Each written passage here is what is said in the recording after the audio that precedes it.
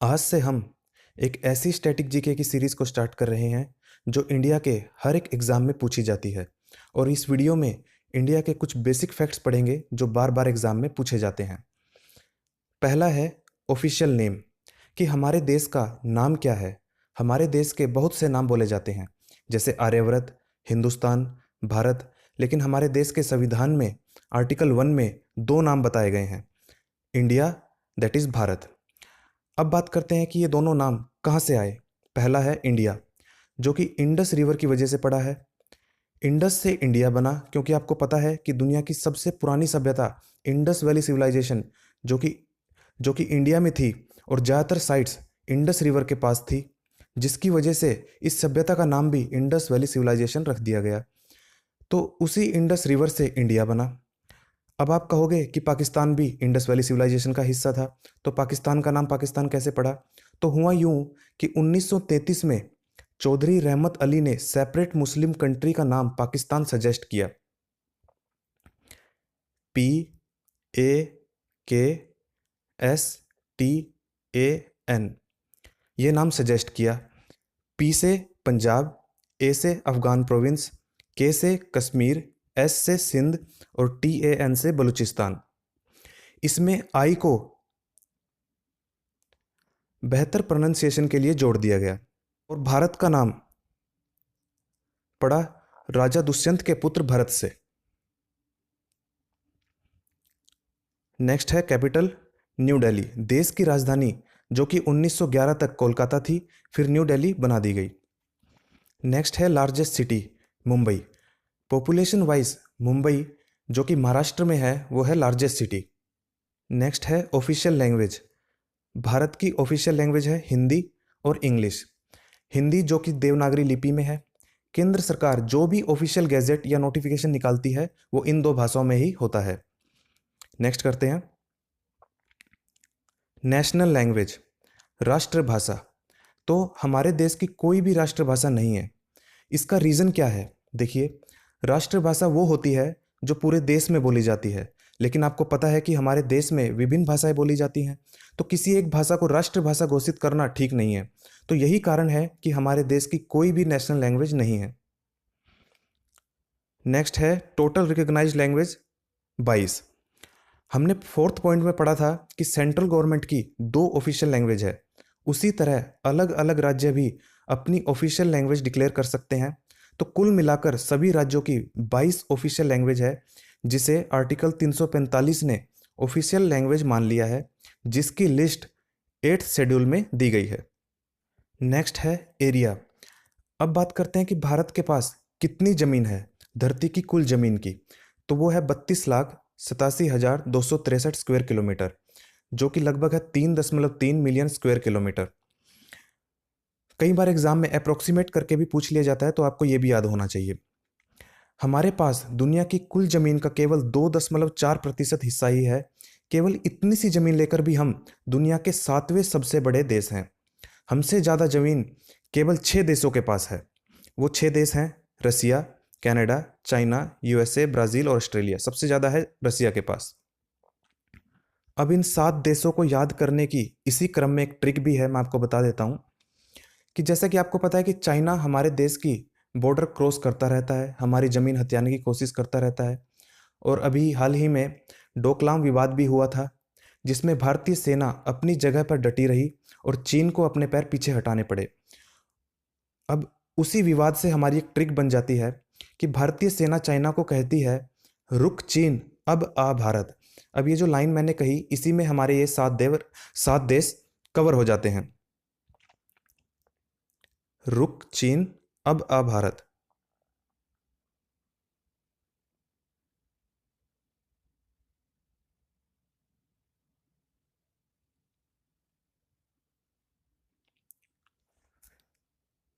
रू से रसिया, क से कनाडा, चीन से चाइना, अ से अमेरिका, ब से ब्राज़ील, आ से ऑस्ट्रेलिया और भारत से भारत। तो ये सातों देश इस ट्रिक में कवर हो गए। नेक्स्ट करते हैं टोटल कोस्टल लाइन, यानी भारत की ज़मीन का वो हिस्सा जो समुद्र तट से लगता है। देखिए, भारत का कुल जो लैंड फ्रंटियर है, भूमि सीमा है, वो है 15,200 किलोमीटर। उसमें से 7516 किलोमीटर लगभग समुद्र तट से लगता है, यानी लगभग 50% हिस्सा समुद्र तट से लगता है। तो हम कह सकते हैं कि जो रेशो है 2:1 का है। भारत के 29 राज्यों में से 9 राज्यों की सीमा समुद्र तट से लगती है, और 7 यूनियन टेरिटरी में से 4 यूनियन टेरिटरी की सीमा भी समुद्र तट से लगती है, जिसमें सबसे ज़्यादा गुजरात की लगती है 1600 किलोमीटर। और जो 9 राज्य और 4 यूनियन टेरिटरी है, उनको याद करने का बड़ा आसान सा तरीका है, यदि आप मैप देखते हैं तो। वो 9 राज्य हैं: गुजरात, गोवा, महाराष्ट्र जो कि पश्चिम में है, वेस्ट बंगाल और उड़ीसा जो पूर्व में है, आंध्र प्रदेश, तमिलनाडु, केरल और कर्नाटक जो कि दक्षिण में है।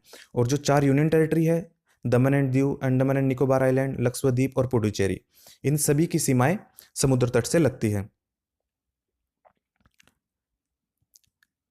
नेक्स्ट है एरिया कवर्ड बाय फॉरेस्ट, तो वो है 80.2 मिलियन हेक्टेयर। देखिए कि भारत का जो एरिया है वो कितना जंगल है, वो है 80.2 मिलियन हेक्टेयर, जो कि 2017 की लेटेस्ट रिपोर्ट के अकॉर्डिंग है, जो कि जारी की गई है India state of forest report द्वारा। अब जो मैं आपको बता रहा हूँ उसमें काफ़ी लोगों को कन्फ्यूज़न है। देखिए, जो टोटल फॉरेस्ट कवर है वो है 7,08,273 स्क्वायर किलोमीटर। भारत के कुल एरिया का 21.53% बनता है। और जो फॉरेस्ट प्लस ट्री कवर है वो है 8,02,088 स्क्वायर किलोमीटर, जो कि 24.39% बनता है। तो एग्जाम में देखना है कि क्या पूछा गया है, टोटल फॉरेस्ट कवर पूछा गया है या total forest plus tree cover पूछा गया है। ट्री कवर मतलब वो पेड़ जो फॉरेस्ट की डेफिनेशन में नहीं आते हैं। उदाहरण के तौर पर अगर बताऊं तो पेड़ जो कमर्शियल पर्पस के लिए उगाए जाते हैं। नेक्स्ट है लेटीट्यूड 6°44 एंड 35°30 नॉर्थ लैटिट्यूड, और लॉन्गिट्यूड है 68°7 एंड 97°25 ईस्ट लॉन्गिट्यूड। नेक्स्ट है स्टेट्स कितने हैं, 29 राज्य हैं, जो सबसे नया राज्य बना तेलंगाना, और 7 यूनियन टेरिटरीज हैं। नेक्स्ट है largest state Rajasthan area wise, और सबसे छोटा जो स्टेट है वो है गोवा। जो राजस्थान का एरिया है 3,42,238 स्क्वायर किलोमीटर, जो कि पूरे जर्मनी के बराबर है, और भारत की कुल जमीन का 10.41% है। नेक्स्ट है नेशनल पार्क और wild life sanctuaries. National park है 104 और वाइल्ड लाइफ सेंचुरीज हैं 544। और ये जो आंकड़े हैं दोनों 2018 का लेटेस्ट है wild life institute of India के डाटा के अकॉर्डिंग। देखिए, जो राष्ट्रीय उद्यान और जो वन्य जीव अभ्यारण्य होते हैं, दोनों ही जंगली जीवों के संरक्षण के लिए बनाए जाते हैं, लेकिन इन दोनों में डिफरेंस भी है। जो नेशनल पार्क है उसमें किसी भी प्रकार की ह्यूमन एक्टिविटी अलाउड नहीं होती, लेकिन जो वाइल्ड लाइफ सेंचुरी है उसमें कुछ ह्यूमन एक्टिविटीज़ अलाउड हो जाती हैं, जैसे कि पेड़ काटना अलाउड हो जाता है। कॉलिंग कोड इंडिया का है +91। सभी देशों के अलग अलग होते हैं, जैसे इंडिया का +91 है, वैसे ही पाकिस्तान का +92 है। यदि आपको पाकिस्तान में फ़ोन कॉल करना है तो आपको नंबर के आगे 92 लगाना होगा। नेक्स्ट है हाईएस्ट पॉइंट। भारत का सबसे ऊंचा पॉइंट है गोडविन अस्टीन, जिसे K2 भी कहते हैं। इसकी ऊंचाई 8611 मीटर है, और ये दुनिया का दूसरी सबसे बड़ी चोटी भी है। सबसे बड़ी चोटी माउंट एवरेस्ट है 8848 मीटर, और तीसरे स्थान पर है कंचनजंगा। नेक्स्ट करते हैं करेंसी, इंडियन रुपी। जैसे अमेरिका की डॉलर है वैसे ही भारत की रुपी है। 15 जुलाई 2010 से पहले इंडियन रुपी का कोई भी सिंबल नहीं था। तो 2010 में भारत सरकार ने भारतीय रुपये को अंतर्राष्ट्रीय पहचान दिलाने के लिए भारतीय रुपये का सिंबल बनाने की कोशिश की, जिसके लिए एक प्रतियोगिता का आयोजन करवाया गया, और डी उदय कुमार नामक शख्स द्वारा बनाया गया रुपये का चिन्ह 15 जुलाई 2010 को एक्सेप्ट कर लिया गया। यह है हमारा करेंसी का सिंबल। नेक्स्ट है टाइम जोन। भारत जो समय फॉलो करता है वो है इंडियन स्टैंडर्ड टाइम, जो कि लंदन के ग्रीनविच में स्थित GMT नामक घड़ी से 5.5 घंटे आगे है। GMT मतलब ग्रीनविच मीन टाइम। नेक्स्ट है नेशनल डेज। तो 3 नेशनल डेज हैं। राष्ट्रीय दिवस 26 जनवरी, जिसे गणतंत्र दिवस भी कहते हैं, 15 अगस्त इंडिपेंडेंस डे, और 2 अक्टूबर गांधी जयंती यानी कि गांधी जी का जन्मदिन। नेक्स्ट है नेशनल मोटो, सत्यमेव जयते, राष्ट्रीय आदर्श वाक्य। इसका मतलब है सत्य की हमेशा विजय होती है, जिसे 26 जनवरी 1950 को अपनाया गया था। यह वाक्य नेशनल एम्बलम में भी लिखा गया है, जिसे मुंडक उपनिषद से लिया गया है। नेक्स्ट करते हैं नेशनल सॉन्ग वंदे मातरम। इस गीत को आनंद मठ नामक बंगाली नॉवल में बंकिम चंद्र चटर्जी ने लिखा था। अब ये नॉवल तो लिखी थी बंगाली में, बट यह गीत संस्कृत में लिखा है, और इसे सबसे पहली बार 1896 में इंडियन नेशनल कांग्रेस के सेशन में गाया गया था। इसे इंग्लिश में कन्वर्ट अरबिंदो जी ने किया था। बाद में इस गीत को बहुत से स्वतंत्रता सेनानियों ने इस्तेमाल किया देशभक्ति की भावना का प्रचार करने के लिए। नेक्स्ट करते हैं नेशनल एंथम जन गण मन, जिसे आप स्कूल में प्रेयर के बाद गाते थे। इसे सबसे पहले इंडियन नेशनल कांग्रेस के 1911 के कलकत्ता सेशन में गाया गया था, और फिर 24 जनवरी 1950 को नेशनल एंथम डिक्लेयर कर दिया गया। अब आप यहाँ पर एक चीज ध्यान रखिएगा, 26 जनवरी नहीं है, 24 जनवरी को अडॉप्ट कर लिया गया था। इसे लिखा है रविंद्रनाथ टैगोर जी ने बंगाली में, यानी ओरिजिनली इसे बंगाली में लिखा गया था, और जो आज हम गाते हैं वो हिंदी वर्जन है। रविंद्रनाथ टैगोर जी ने कुल 5 पैरा लिखे थे, लेकिन सिर्फ एक ही पैरा को नेशनल एंथम बनाया गया। अब जो बार बार एग्जाम में पूछा जाता है वो पॉइंट पढ़ लेते हैं कि नेशनल एंथम गाने का जो ऑफिशियल टाइम है वो है 52 सेकेंड्स, कि पूरे 52 सेकेंड्स में नेशनल एंथम को गाया जाता है। नेक्स्ट हम जितने भी इंपॉर्टेंट नेशनल सिंबल्स पढ़ेंगे, जैसे national bird, flower, tree, river, animal, fruit, इन सभी को किस बात को ध्यान में रखकर नेशनल सिंबल घोषित किया गया, ये भी आपको जानना बहुत जरूरी है। तो देखिए, हम नेशनल सिंबल उसे घोषित कर सकते हैं जो सभी धर्म और प्रांत को रिप्रेजेंट करते हों। तो एक एक करके इनको पढ़ते हैं। जैसे नेशनल बर्ड है इंडियन पीकॉक, जिसे 1963 में अडॉप्ट किया गया। भारत के रिच कल्चर को दर्शाता है मोर।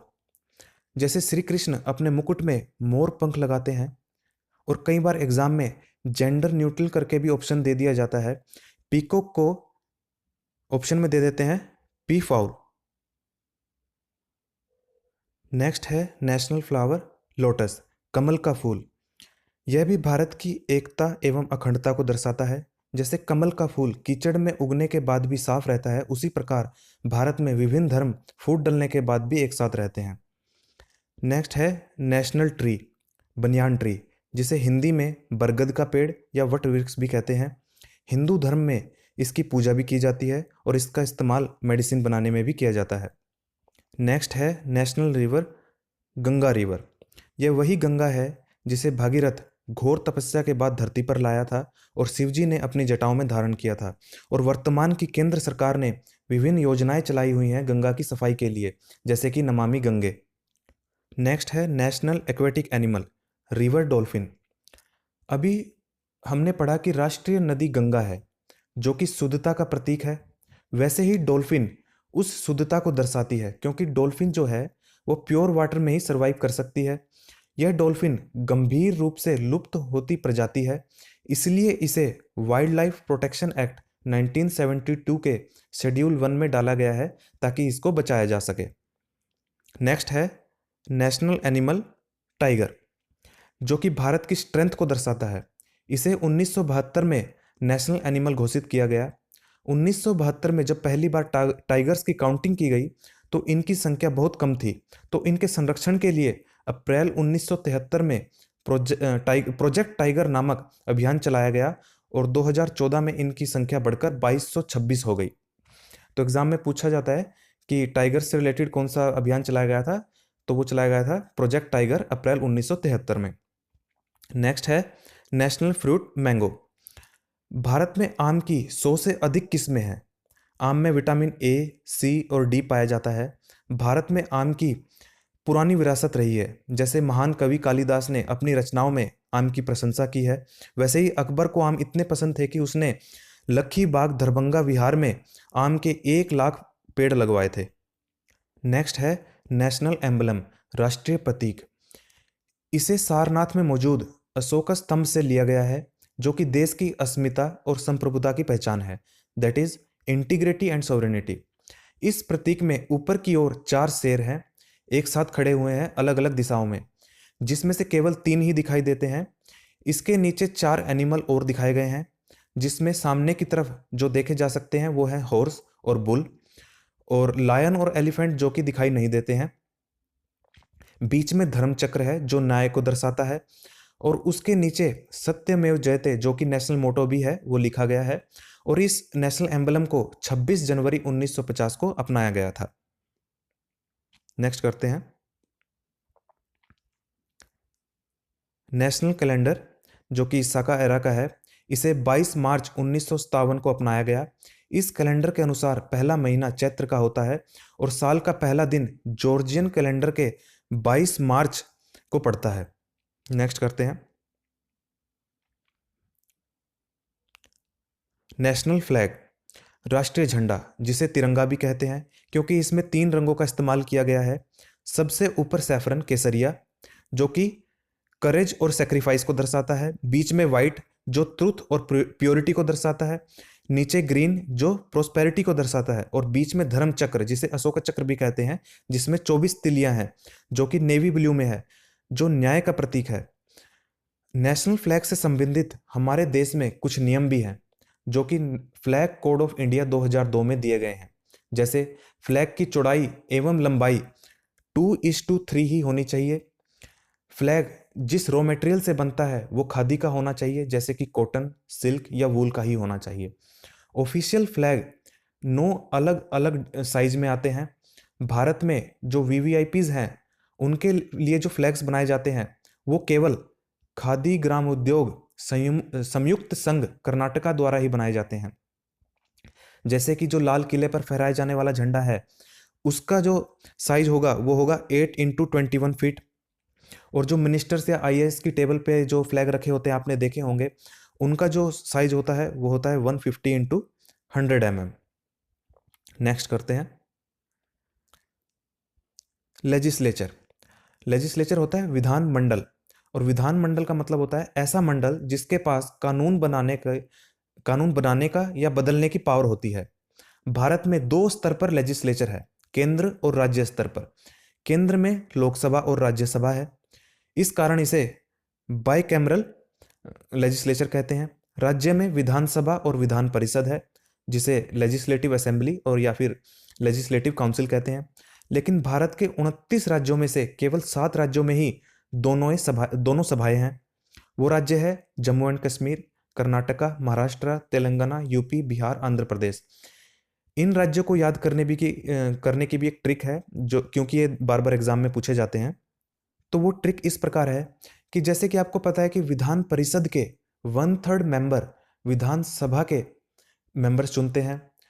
तो मान लो एक आदमी आता है विधानसभा के मेंबर के पास और उनको कहता है कि मुझे भी आप जैसी पावर्स चाहिए ताकि मैं भी देश की सेवा कर सकूं। तो विधानसभा के मेंबर्स कहते हैं, जा तू भी मजा कर और देश की सेवा कर। तो इसी लाइन से हमारी ट्रिक बन जाती है, तू भी मजा कर। अब ये जो टी है इससे तेलंगाना, यू से यूपी, बी से बिहार, एम से महाराष्ट्र, जे से जम्मू एंड कश्मीर, ए से आंध्र प्रदेश और के ए आर से कर्नाटका। नेक्स्ट करते हैं एग्जीक्यूटिव। एग्जीक्यूटिव का मतलब होता है वो अधिकारी जो कानून को लागू करते हैं। केंद्र या यूनियन स्तर पर president, vice president, prime minister और काउंसिल ऑफ मिनिस्टर्स होते हैं। और राज्य स्तर पर गवर्नर, सीएम या फिर काउंसिल ऑफ मिनिस्टर्स होते हैं। नेक्स्ट है जुडिशरी। जुडिशरी का काम होता है विवादों का समाधान करना, न्याय देना और कानून की व्याख्या करना। देश में सबसे बड़ी अदालत जिसका डिसीजन फाइनल होता है वो है सुप्रीम कोर्ट, जिसे एपेक्स कोर्ट भी कहते हैं। सबसे ऊपर सुप्रीम कोर्ट, उससे नीचे हाई कोर्ट और उससे नीचे डिस्ट्रिक्ट कोर्ट। नेक्स्ट है अदर फैक्ट्स इंडिया के बारे में। पहला है, India is the world's largest और ओल्डेस्ट सिविलाइजेशन, कि दुनिया की सबसे बड़ी और सबसे पुरानी सभ्यता इंडस वैली सिविलाइजेशन। और India is the world's largest democracy. Zero Bharat में ही इन्वेंट किया गया था आर्यभट्ट द्वारा, और आर्यभट्ट के नाम पर ही इसरो ने सबसे पहली आर्टिफिशियल सैटेलाइट बनाई थी। चेस भारत में ही इन्वेंट किया गया था, जिसे शतरंज या अष्टपद भी कहते हैं। India is the second largest English speaking nation in the world. दुनिया में सबसे ज़्यादा अंग्रेजी यूएसए में बोली जाती है और उसके बाद भारत में। India has the largest number of post office in the world. जो भारत में सबसे ज़्यादा पोस्ट ऑफिस हैं, 1.5 लाख से भी अधिक पोस्ट ऑफिस हैं भारत में। नेक्स्ट है, largest employer in the world is the Indian railway. भारतीय रेलवे ने सबसे ज़्यादा नौकरियां दी हैं। Yoga has its origin in India. जो योगा है वो भारत में ही उत्पन्न हुआ, और 21 जून को इंटरनेशनल योगा डे भी मनाया जाता है। The southern most point of Indian mainland is Kanyakumari. जो भारत का सबसे दक्षिणी छोर है वो है कन्याकुमारी, और कन्याकुमारी में भी इंदिरा पॉइंट है। आगे पढ़ते हैं। The countries which have a common border with India are. Bharat के साथ जो देश सीमाएं बनाते हैं वो है पाकिस्तान, अफगानिस्तान, चाइना, नेपाल, भूटान, म्यांमार और बांग्लादेश। म्यांमार जिसे पहले बर्मा कहते थे। India shares the longest border with Bangladesh, और इन सभी देश में से सबसे बड़ी सीमा जो भारत बनाता है वो है बांग्लादेश के साथ। नेक्स्ट है, the nearest country with which India does not share a border is Sri Lanka. अब हमने जो बहुत सारे देश पढ़े, वैसे ही एक जो भारत के करीब एक देश है वो है श्रीलंका, लेकिन श्रीलंका के साथ भारत बॉर्डर नहीं बनाता है।